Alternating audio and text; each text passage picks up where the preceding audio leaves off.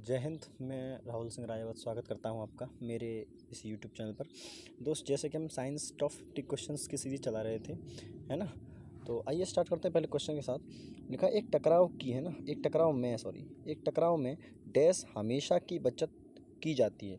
तो एक टकराव में हमेशा किसकी बचत की जाती है? देखो दोस्त, अगर बात करूँ तो इसका आंसर तो आपका होने वाला है संवेग। क्या होने वाला है? संवेग।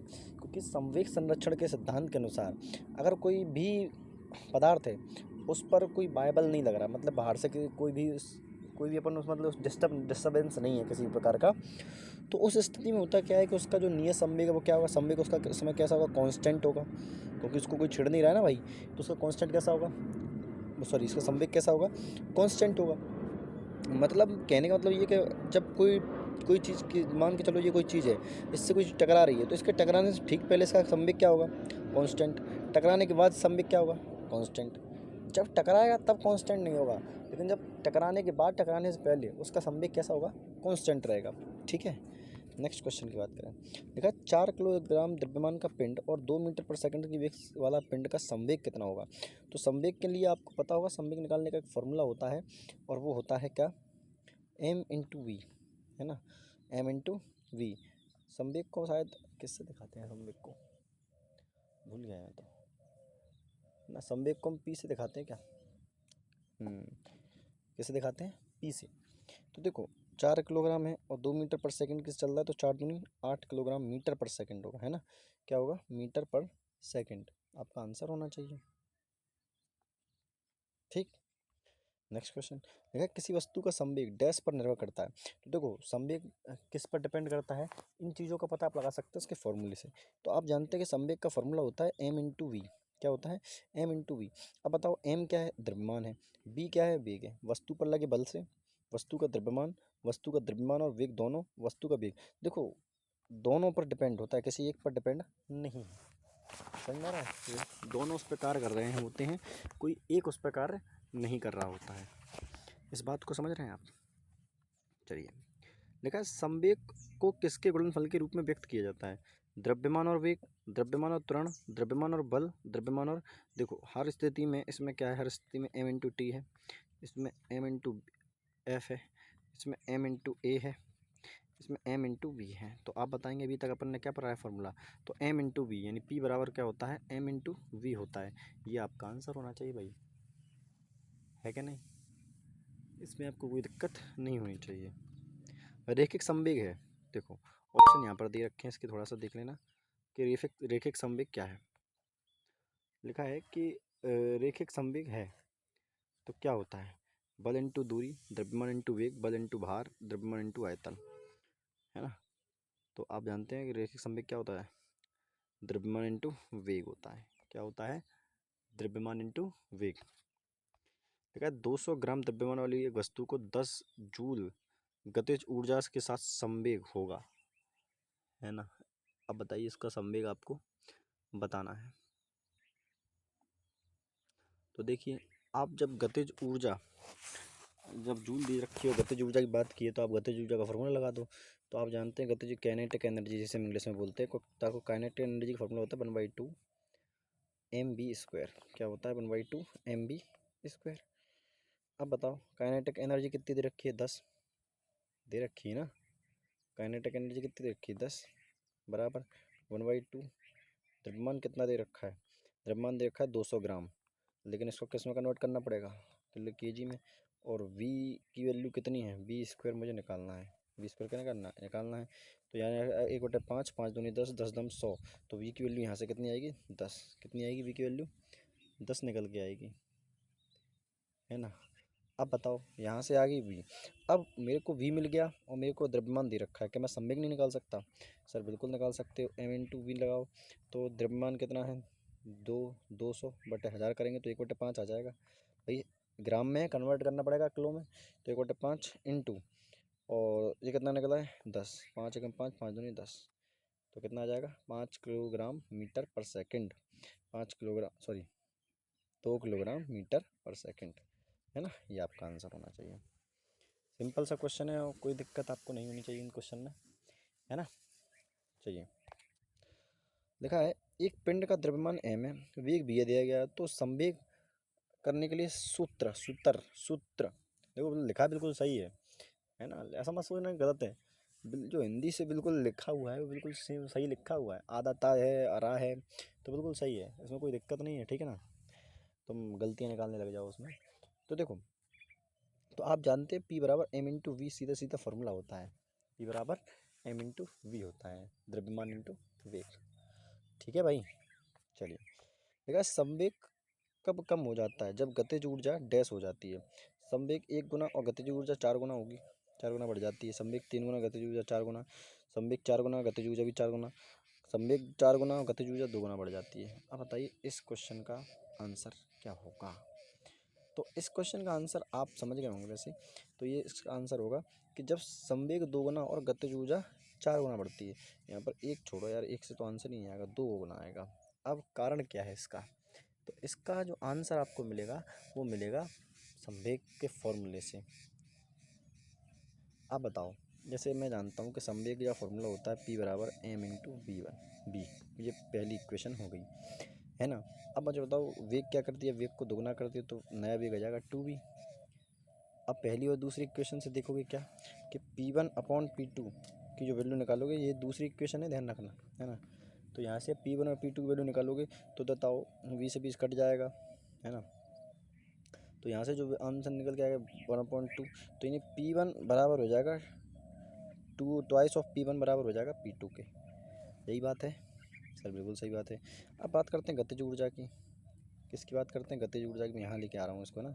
अब गतिज ऊर्जा की बात करूँ मैं, तो आप बताओ गतिज ऊर्जा का फॉर्मूला क्या होता है? E1 बराबर होता है 1/2 mv²। ठीक है ना। ये क्वेश्चन थर्ड हो गई। अब मुझे एक चीज़ सुनाओ, मुझे बताया कि v की वैल्यू कितनी है? 2v के बराबर है, ठीक। तो E2 की वैल्यू मैं निकालूंगा क्या? तो 1/2 m, तो ये क्या आएगा 4v², क्योंकि स्क्वायर करेंगे ना भाई, तो 4v² हो जाएगा। ये इक्वेशन 4 हो गई। अब इक्वेशन 3 और 4 को क्या करेंगे? जब कंपेरिजन किया जाएगा तो E1 अपॉन E2 की जो वैल्यू निकल के आएगी वो कितनी निकल के आएगी? मैं E1 अपॉन E2 को डिवाइड करूँगा तो 1/2 कट जाएगा, m से m कट जाएगा, v² से v² कट गया, तो 1/4 आ जाएगा। तो कितना आ जाएगा? 1/4। 1/4 क्या लग रहा हूँ, तो मैं बोल सकता हूँ कि 4 इंटू E1 बराबर होगा E2 के। अंतः यदि वेव को दोगुना कर दिया जाए तो संवेग कितना होगा? 4 गुना बढ़ जाएगा। समझ में आ गया? अब इतना बड़ा फॉर्मूला को याद करना पड़ेगा, ठीक है, और कुछ कर नहीं सकते। क्वेश्चन यहाँ पर देख लो, आंसर सॉल्यूशन उधर कहीं होंगे। देखा, बल को दोगुना कर दिया जाए तो संवेग दुगुना तथा गतिज ऊर्जा 4 गुना। ये तो वही क्वेश्चन रिपीट हो गया यार, सॉरी, वही क्वेश्चन रिपीट है, छोड़ो इसको, कोई नहीं करना है इससे। यहाँ पर आ जाओ। बोला है 10 किलो द्रव्यमान का 10 किलो द्रव्यमान की एक वस्तु 2 मीटर पर सेकंड वेग के साथ गतिमान है। इसका संवेग क्या होगा? तो संवेग 5×10 होगा सीधा, 10 किलोग्राम मीटर पर सेकंड, है ना, क्योंकि P बराबर m इंटू ए। संवेग न्यूटन गति के किस नियम संबंधित है? तो आप बताएंगे न्यूटन गति के दूसरे नियम संबंधित है ना। एवरी एवरी फोर्स है इक्वल अपोजिट फोर्स, ये किससे संबंधित है? तो आप बताएंगे सर ये न्यूटन गति का तीसरा नियम। जड़त्व का सिद्धांत किससे संबंधित है? तो आप बताएंगे इससे जड़त्व का सिद्धांत न्यूटन की पहली गति के साथ न्यूटन की गति का पहला नियम दिया गया, ठीक है। चलिए, देखा है हल्के और भारी पिंड की गतिज ऊर्जा समान है, उनमें से किसका संवेग अधिक होगा? एक हल्का पिंड है, दूसरा कैसा है? भारी पिंड है। उन दोनों की गतिज ऊर्जा क्या है? समान है। उनमें से क्या होगा? बोल के रहा है कि गतिज ऊर्जा किसका संवेग अधिक होगा। अच्छा, अब मुझे बताओ, भारी पिंड का द्रव्यमान तो मान लो m1 और दूसरे का मान लो m2, जो हल्का वाला है।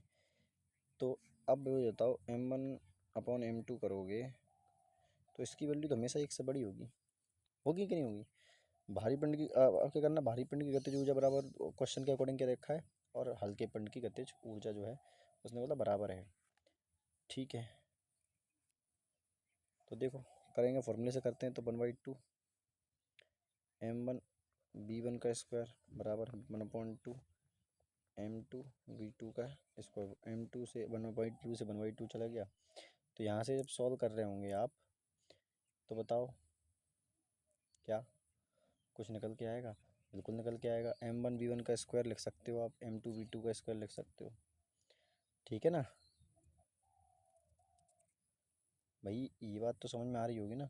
तो फाइनली जो हमारे पास क्या आएगा, हमें क्या कर दिया, इसमें क्या करेंगे, अब देखो फाइनली जब हम इसमें क्या कर देंगे, m से डिवाइड दे देंगे m1 और अपॉन m2 से डिवाइड दे देंगे, तो यह आ जाएगा p1 का स्क्वायर अपॉन m1 बराबर p2 का स्क्वायर अपॉन m2, ठीक है। और मुझे पता है कि p1 p2 बड़े होंगे, तो आप बोलेंगे सर p1 का स्क्वायर अधिक होगा p2 के स्क्वायर से। तो यहाँ से मैं बोल सकता हूँ कि किसी भी तो क्या होगा, दोनों सम में किसी का भी नहीं, हल्के पिंड का या भारी पिंड का, तो आप बोलेंगे सर भारी पिंड का जो है संवेग क्या होगा, अधिक होगा। समझ गए।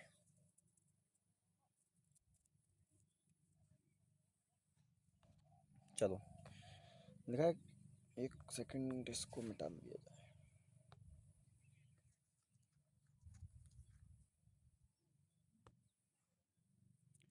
क्वेश्चन है, किसी रॉकेट का उड़ान भरना डैश द्वारा समझा जा सकता है। किसी रॉकेट का उड़ान भरना, अब मुझे बता दो, कौन बताएगा, पढ़ा हुआ है अपन ने बहुत अच्छे से।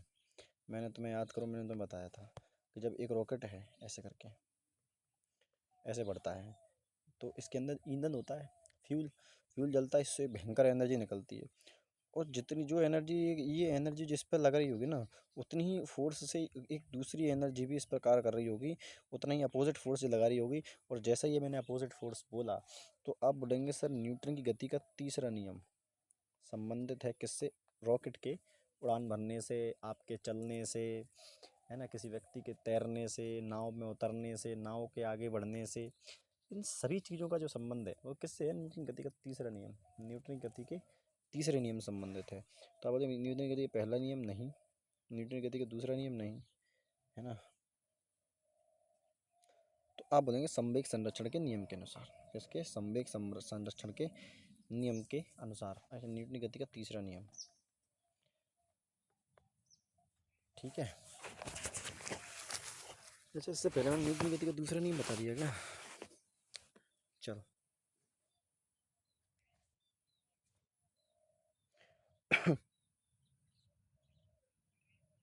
चलो नेक्स्ट क्वेश्चन की बात करेंगे। अच्छा रॉकेट के सिद्धांत, रॉकेट डैश के सिद्धांत पर काम करता है, तो रॉकेट संवेग संरक्षण के सिद्धांत पर कार्य करता है। किस पर कार्य करता है, संवेग संरक्षण के सिद्धांत पर कार्य करता है। अच्छा इन दोनों में से किसकी, इन दोनों की जो जब ऊर्जा क्या होती है, यूनिट बराबर होती है, वो क्या होती है, जूल, याद रखना। बल की भी जूल है और ऊर्जा की भी। अच्छा बल की तो न्यूटन होती है ना, बल की न्यूटन होती है, बल की तो न्यूटन होती है यार। ऊर्जा और किसकी, ऊर्जा और कार्य की बराबर होती है, सॉरी, ऊर्जा और कार्य की बराबर होती है ना, सॉरी सॉरी, फ्लो फ्लो में ज़्यादा निकल गया, चलो मुंह से आ जाओ। देखा रॉकेट डैश संरक्षण के सिद्धांत पर कार्य करता है, तो वही सेम क्वेश्चन, रॉकेट संवेग के सिद्धांत पर कार्य करता है। अच्छा जो क्वेश्चन बार बार आ रहे हैं, इसका मतलब ये नहीं कि मैं बार बार जो कुछ हूँ कि इसकी वजह से बार बार आ गए, ये इस वजह से हुआ है क्योंकि क्वेश्चन एग्जाम में रिपीट हुए हैं डिट्टो, इसलिए बार बार दिए गए हैं, है ना।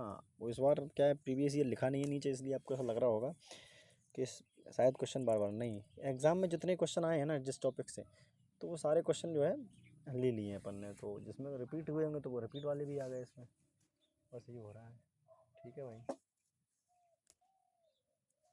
चलिए नेक्स्ट क्वेश्चन, निम्न में से किस सिद्धांत के अनुसार रॉकेट अंतरिक्ष में कार्य करता है, संवेग संरक्षण का सिद्धांत, ऊर्जा संरक्षण का, ऊर्जा संरक्षण का, गति संरक्षण का, तो ये होगा संवेग संरक्षण का सिद्धांत, किसमें, संवेग संरक्षण का सिद्धांत। लिखा है 2 किलोग्राम का पिस्तौल 150 मीटर पर सेकंड के वेग के साथ 30 ग्राम की एक गोली छोड़ी जाती, पिस्तौल का परिघात वेग कितना होगा। बेहतरीन। देखो पिस्तौल, पिस्तौल का संवेग बराबर होगा गोली के संवेग के, कि जितना संवेग, क्योंकि जितना फोर्स पिस्तौल लगाएगी उतना ही गोली भी लगाएगी भाई, तभी तो निकल पाएगी, आप जानते हो ना। तो मैं बोल सकता हूँ पिस्तौल का संवेग में मान लेता हूँ, विद्रव्य मान लेता हूँ V1, और संवेग मान लेता हूँ, सॉरी वेग मान लेता हूँ V2। ऐसे ये बराबर होगा किसके, गोली के, जो गोली है उसका क्या मान लेता हूँ, द्रव्यमान M2 और वेग मान लेता हूँ V2। अब मतलब 2 किलोग्राम का पिस्तौल है, पिस्तौल पहले वाला पिस्तौल माना है ना अपन ने, ठीक है। तो पिस्तौल का वजन 2 किलोग्राम, पिस्तौल का वेग कितना है 150 मीटर पर सेकंड बराबर M2 30 ग्राम की गोली है, 30 ग्राम है भैया, किलो में कन्वर्ट करेंगे तो 1000 से डिवाइड दो इसका वेग मान लिया V2, ठीक है। जीरो से जीरो खत्म हो गया, खत्म, सॉरी क्या बोल रहा हूँ, 3 से 15, 50 दूनी 100, 100 इंटू 100, यहाँ क्या 20 स्क्वायर लिखना पड़ेगा ना, 20 स्क्वायर तो बराबर आ गया 20 स्क्वायर के।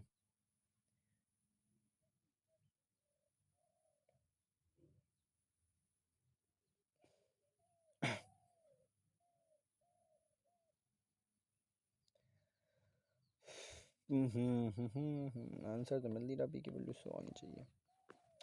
देखते हैं क्या दिक्कत कर दी है तुमने इसमें।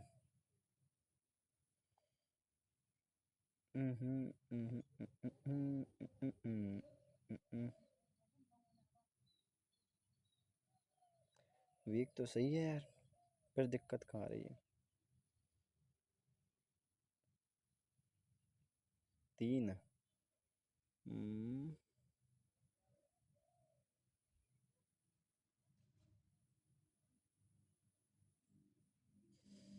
देखो, पहली बात तो भी आंसर माइनस में आने वाला, लेकिन यार आंसर मिल नहीं रहा है इनसे, पता नहीं क्यों, कहाँ दिक्कत कर रहे हैं। 4.5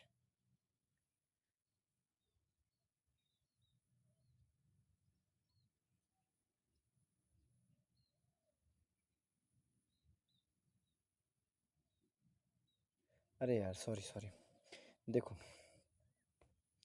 पिस अरे समझ गया गलती कहाँ हुई है। गलती ये है कि पिस्तौल का द्रव्यमान तो दे रखा है, जैसे अभी अपन ने क्या माना था, मैंने माना था M1 इंटू V2, ये था पिस्तौल, ये पिस्तौल का संवेग बराबर ये था गोली का संवेग, गोली का संवेग, तो ये माना था M2 इंटू V2, ये V1 होगा, ठीक। तो पिस्तौल का जो वेग है, पिस्तौल का वेग सॉरी द्रव्यमान दे रखा है 2, लेकिन बोला क्या 150 मीटर वेग के साथ 30 ग्राम की गोली छोड़ी जाती है, यानी ये क्वेश्चन अलग है कि गोली का जो द्रव्यमान है वो 3 है, 30 है, और इसको हज़ार किलो में कन्वर्ट कर लिया, 1000 से डिवाइड, और उसका वेग कितना है 150 मीटर पर सेकंड, ये क्वेश्चन है और ये अपन को निकालना है। इस तरह से क्वेश्चन है भाई, समझ गए। एक जीरो से एक जीरो, फिर एक जीरो से फिर एक जीरो, तो 45, तो 2B बराबर आ जाएगा, 2B बराबर आ जाएगा 15×45 4.5, तो V की वैल्यू निकालेंगे तो यहाँ से कितना आ जाएगा 45 बटे 20, 2 से काटेंगे तो 20 सॉल्व कर लो यार, 20 दूनी 40, 5 बचा 20 दूनी 40.5, तो B 22.5 कितना आ जाएगा 222.5। और किसका निकालना है अपन का, पिस्तौल का। तो पिस्तौल देखो जिस दिशा में गोली गई उसके अपोजिट दिशा में क्या गई, पिस्तौल जाएगी, पीछे की तरफ भागती है ना गोली, आगे की तरफ जाती, तो माइनस में आंसर आना चाहिए, तो माइनस में आपका करेक्ट आंसर आ जाएगा, ठीक है ना भाई। हो गएगा ख़त्म, चलिए आज के लिए इतना रखते हैं, मिलते हैं अगली क्लास में, तब तक के लिए धन्यवाद भाई।